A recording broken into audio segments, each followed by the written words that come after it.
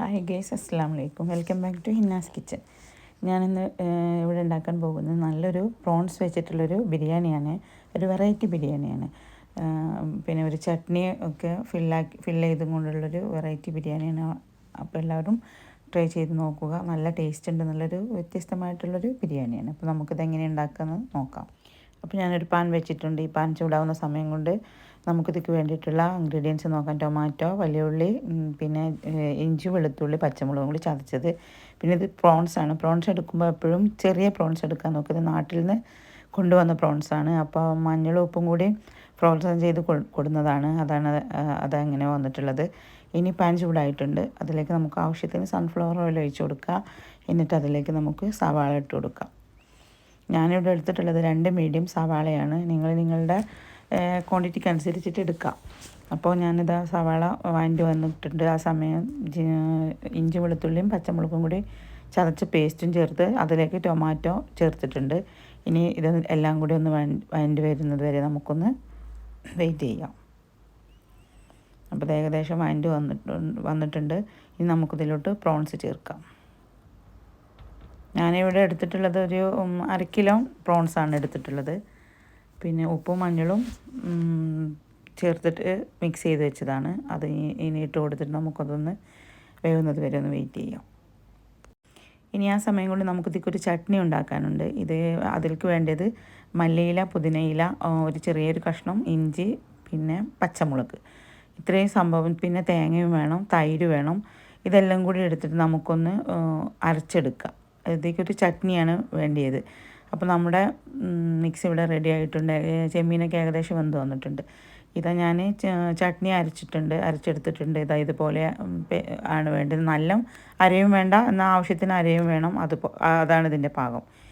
ഇനി ഞാനൊരു വേറൊരു പാൻ വെച്ചിട്ടുണ്ട്. അതിലേക്ക് നെയ്ച്ചോറിനുള്ള വെള്ളം വെച്ചിട്ടുണ്ട്. അതിലേക്ക് ഉപ്പ്, ഏലക്ക, ബീഫ് ലീഫ് അതെല്ലാം ഇട്ടിട്ട് വെള്ളം ഒന്ന് നമുക്ക് ചൂടാവുന്ന വരെ ഒന്ന് വെയിറ്റ് ചെയ്യാം.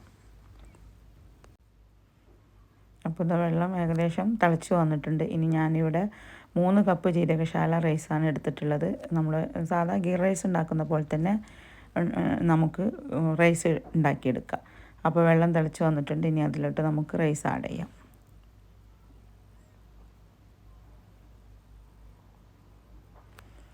അപ്പോൾ ഞാൻ 3 കപ്പ് റൈസാണ് എടുത്തിട്ടുള്ളത്. ആ 3 കപ്പ്, 1 ഗ്ലാസ് അരിക്ക് 1.5 ഗ്ലാസ് വെള്ളമാണ് എടുത്തിട്ടുള്ളത്. ഇപ്പോൾ റൈസ് ഏകദേശം കുക്കായി വന്നിട്ടുണ്ട്. നല്ല ഉടഞ്ഞു പോകണ്ട, പാകത്തിനുള്ളൊരു വായാൽ മതി. ഇനി നമുക്കിതെങ്ങനെ ഉണ്ടാക്കുന്നതെന്ന് നോക്കാം.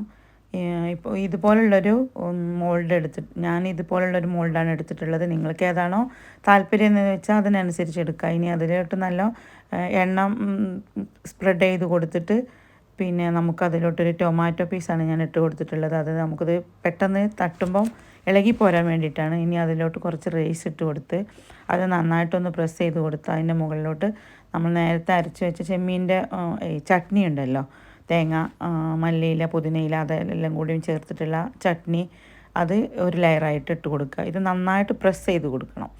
പ്രസ് ചെയ്ത് കൊടുത്തിട്ടില്ലെങ്കിൽ നമുക്കിത് സെറ്റായി കിട്ടൂല, പൊടിഞ്ഞു പോകും നമ്മളിത് റിമോൾഡ് ചെയ്യുമ്പോൾ. അപ്പോൾ ഇനി ആ 3rd ലെയറായിട്ട് നമുക്ക് വീണ്ടും റൈസ് ഇട്ട് കൊടുക്കുക. ഇതുപോലെ തന്നെ ഇനി അടുത്ത ലെയറായിട്ട് നമുക്കിത് ചെമ്മീൻ്റെ മസാല ഉണ്ടല്ലോ, ആ ചെമ്മീൻ്റെ മസാല ഇട്ട് കൊടുക്കുക. എന്നിട്ട് അതിൻ്റെ മുകളിലോട്ട് വീണ്ടും റൈസ് ഇട്ട് കൊടുക്കുക. എന്നിട്ട് വീണ്ടും ചട്നി ഇട്ട് കൊടുക്കുക. ഇതുപോലെ നമ്മൾ എത്രയാണോ നമുക്ക് വേണ്ടത് അതിനനുസരിച്ചിട്ട് ലെയർ ആക്കിയിട്ട് ഇട്ട് കൊടുക്കുക. നന്നായിട്ട് പ്രസ് ചെയ്ത് കൊടുക്കുക. പ്രസ് ചെയ്യാൻ നിങ്ങൾ ഒരിക്കലും മടിക്കരുത്, കാരണം നമ്മളിത് ചെയ്യുമ്പം പൊടിഞ്ഞു പോകും. അപ്പോൾ റൈസ് ഇട്ട് കൊടുത്തിട്ട് വീണ്ടും ഇതുപോലെ തന്നെ നന്നായിട്ടൊന്ന് പ്രസ് ചെയ്ത് കൊടുക്കുക. ഇനി നമുക്കിത് ദമ്മ് ചെയ്തെടുക്കണം. അതിന് വേണ്ടിയിട്ട് ഞാനൊരു ഫോയിൽ പേപ്പർ വെച്ചിട്ട് നന്നായിട്ടൊന്ന് റാപ്പ് ചെയ്തിട്ടുണ്ട്. ഇനി നമുക്കിത് ഓവനിലാണ് ഞാൻ വെക്കുന്നത്. ഓവണില്ലാത്തവർക്ക് ഇത് നമ്മുടെ ഇഡ്ഡലി ചെമ്പൊക്കെ ഉണ്ടല്ലോ, അതിൽ ആവി കയറ്റി എടുക്കുന്നത് പോലെ ആവി കയറ്റി എടുത്താൽ മതി. ഇനി ഞാനിതാ ഓവനിലേക്ക് വെക്കുന്നുണ്ട്. ഒരു 5 മിനിറ്റ് ഓവനിൽ ബേക്ക് ചെയ്തെടുത്താൽ മതി. കൂടുതലെടുത്താൽ ചട്നിയുടെ നിറം മാറും. അപ്പോൾ നമ്മൾ വിചാരിച്ച പോലെ ഭംഗി കിട്ടില്ല. അപ്പോൾ ഓവനിൽ 5 മിനിറ്റ് ഞാൻ സെറ്റ് ചെയ്തിട്ടുണ്ട്. നമുക്കതൊന്ന് ബേക്ക് ചെയ്ത് എടുക്കാം. അപ്പോൾ ഇതാ 5 മിനിറ്റ് കഴിഞ്ഞു. റെഡി ആയിക്കണമെന്ന് നോക്കാം നമുക്ക്.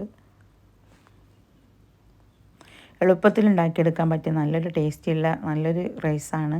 വിരുന്നുകാരൊക്കെ വന്നാൽ നമുക്കൊന്ന് ഞെട്ടിക്കാൻ പറ്റിയ നല്ലൊരു റെസിപ്പിയാണ്. അപ്പോൾ എല്ലാവരും ട്രൈ ചെയ്ത് നോക്കണം. വലിയ ബുദ്ധിമുട്ടൊന്നുമില്ല, ബിരിയാണി ഉണ്ടാക്കുന്ന അത്രയൊന്നും പണിയില്ല. അപ്പോൾ ഞാൻ ഇതുപോലെയാണ് ഇത് നമുക്ക് ചെയ്തെടുക്കേണ്ടത്. ഒരു പ്ലേറ്റ് വെച്ചിട്ട് അതിലേക്ക് വെച്ചിട്ട് തിരിച്ച് ഇട്ടാൽ മതി.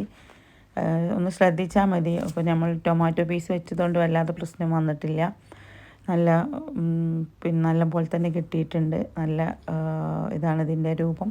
നല്ല അടിപൊളിയായിട്ട് വിചാരിച്ച പോലെ തന്നെ നല്ല അടിപൊളിയായിട്ട് കിട്ടിയിട്ടുണ്ട്. കാണാനും നല്ല ഭംഗിയുണ്ട്, അതേപോലെ കഴിക്കാനും നല്ല ടേസ്റ്റുള്ളൊരു വ്യത്യസ്തമായിട്ടുള്ളൊരു. അപ്പോൾ ഇതിന് മുന്നേ ഞാൻ ഉണ്ടാക്കിയിട്ട് ഒരുപാട് പേര് എന്നോട് ചോദിച്ചതാണ് ഈ റെസിപ്പി എങ്ങനെയാണ് ഉണ്ടാക്കുന്നതെന്ന്. അപ്പോൾ അതിന് വേണ്ടിയിട്ട് ഞാൻ വീണ്ടും ഇതൊന്നും കൂടി ചെയ്തതാണ്. അന്ന് വീഡിയോ എടുത്തിട്ടുണ്ടായിരുന്നില്ല. അപ്പോൾ എല്ലാവരും ട്രൈ ചെയ്ത് നോക്കുക, ഫീഡ്ബാക്ക് അറിയിക്കുക, സബ്സ്ക്രൈബ് ചെയ്യുക.